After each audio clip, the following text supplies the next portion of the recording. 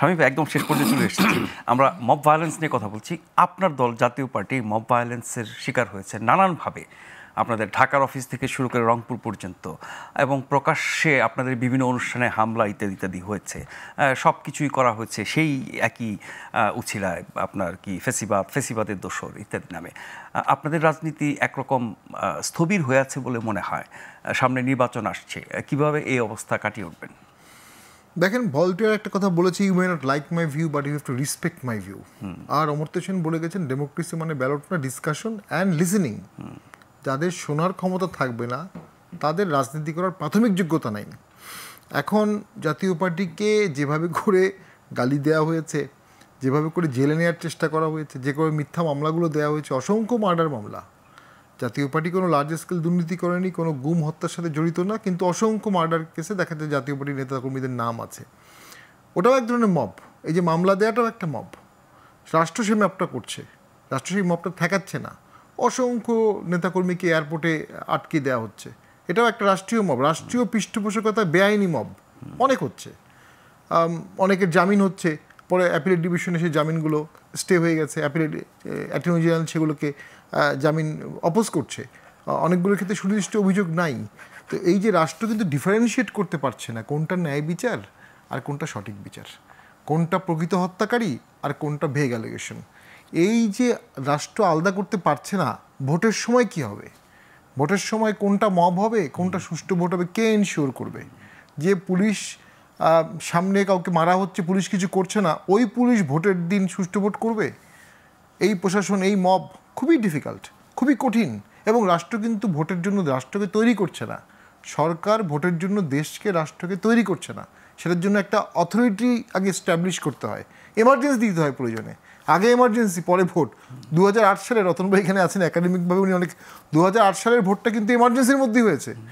Emergency দিয়ে ঠান্ডা করে তারপরে জরুরি অবস্থা চলা অবস্থায় ভোট হয়েছে, কিন্তু ওটাকে জরুরি অবস্থা বলা যাচ্ছে না। তো এখন সামনের ভোটে জাতীয় পার্টি নির্বাচন বর্জন করেছে একবার 15ই ফেব্রুয়ারি, আর 14 সালের ইলেকশনটা জেনুইনলি চেষ্টা করেছে বর্জন করতে, পুরোপুরি পারেনি। এর বাইরে জাতীয় পার্টি ভোট করা দল, বিপ্লবিক দল না, আন্দোলনের দল আমরা বলবো না, বা রক্ত দিয়েছে বা আন্ডারগ্রাউন্ডে গিয়েছে এরকম দল না। আমরা 91 থেকে 96 সালে 145টা 144 আমরা খেয়েছিলাম। অসংখ্য নেতাকর্মী সেই সময় আমাদের প্রিভেন্টিভ ডিটেনশনে ছিল, কিন্তু আমরা ভোটের মাধ্যমে এসেছি। আমরা ভোট করতে আগ্রহী যদি সুষ্ঠু পরিবেশ থাকে, তবে যদি মব থেকে থাকে, মব লিড গভর্নেন্স থাকে, ভোটের দিন যদি আমরা মনে করি সুষ্ঠু ভোট হবে না, তাহলে তো সেটা আত্মহত্যা করা সামিল হবে। সে আত্মহত্যায় জাতীয় পার্টি যাবে কি না এটা সামনের দিনগুলোতে বলবে। জাতীয় পার্টির একটি বাস্তবতা হলো, আওয়ামী লীগ, বিএনপি, জামাত বাদ দিলে বাকি যত দল আছে সব মিলেও জাতীয় পার্টির সমান হতে পারবে না। সো জাতীয় পার্টির রাজনৈতিক গুরুত্ব আছে, গণতন্ত্রের অন্তর্ভুক্তির গুরুত্ব আছে, এবং জাতীয় পার্টির একটা ভয়েস এবং রাষ্ট্র পরিচালনার অভিজ্ঞতা আছে। আমাদের দলে কিন্তু এরকম 30-40 জন আছে যারা মিলে দেশ চালাতে পারবে। আমাদের জাতীয় পার্টিকে দায়িত্ব দিলে এই 10 মাসে আমরা এর থেকে ভালো দেশ চালাতে পারতাম, কিন্তু আমাদেরকে স্বৈরাচারের দোসর গালি দেওয়া হয়, ভোটে অংশগ্রহণ করে আওয়ামী লীগকে বৈধতা দেওয়ার অভিযোগ দেওয়া হয়, এবং এই জন্য ফাঁসি চাওয়া হয়। আচ্ছা, ভোটে অংশগ্রহণের জন্য কি কারো ফাঁসি হতে পারে? এটা হচ্ছে আবেগের কথা। তো সেই আবেগের কথাগুলো বাদ দিয়ে সবাইকে নিয়ে দেশটা চলা, সবাই নাগরিক, আপনি তো কারো নাগরিকত্ব করতে পারবেন না। এটাও আরেকটা অন্যায় হচ্ছে। অসংখ্য মানুষের পাসপোর্ট দেওয়া হচ্ছে না, অসংখ্য মানুষের। কেউ হয়তো এমপি ছিল, তো রেড পাসপোর্ট ছিল, তাকে আর সবুজ পাসপোর্ট দেওয়া হচ্ছে না। তো ওই যে বললাম, ন্যায় বিচার কোনটা আর কোনটা ন্যায় বিচার না, ডিফারেন্ট করতে পারছে না, সব গুলিয়ে ফেলছে।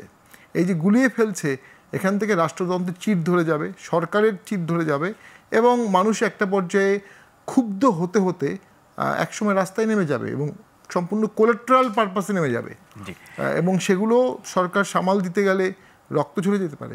জি, আমি 1 মিনিটে জানতে চাইব, সেটি হচ্ছে যে আপনি রাষ্ট্রকে দায়ী করছেন ন্যায় অন্যায়ের ব্যাপারে। স্পেসিফিক্যালি বলতে গেলে সেটি তো আসলে আদালতের ব্যাপার, একেবারে লোয়ার জুডিশিয়ারি থেকে সর্বোচ্চ আদালত পর্যন্ত। আদালতের বাস্তবতা কি এই ন্যায় অন্যায়ের ক্ষেত্রে বড় ভূমিকা রাখছে? আদালত এক্সার্ট করতে পারছে না তার আদালতটাকে। সে একজন ডিস্ট্রিক্ট জাজ, তার প্রেমিসটা কন্ট্রোল করতে, তার কোনো নিজস্ব পুলিশ ফোর্স নাই, আদালতে তো জুডিশিয়াল পুলিশ ফোর্স নাই, তার অথরিটিও নাই, তার জনসম্পদও খুবই লিমিটেড। কিন্তু কাউকে না কাউকে লিডারশিপ দেখাতে হবে। আমি একটা উদাহরণ দিই, যখন ছাত্রকে গুলি করে হত্যা করা হয়েছিল, তখন যদি সেই সময় চিফ জাস্টিস একটা স্বপ্রণোদিত হয়ে রুল দিতেন ছাত্রকে গুলি করা যাবে না, তখন কিন্তু তার কাছে একটা লিডারশিপ চলে আসতো, বিভিন্ন ক্রাইসিসে জুডিশিয়ারি এইভাবে লিডারশিপ নিয়ে নেয়, জি। এখনো নিয়ে নিতে হবে মব থেকে দেশকে বাঁচানোর জন্য। নিশ্চয়ই।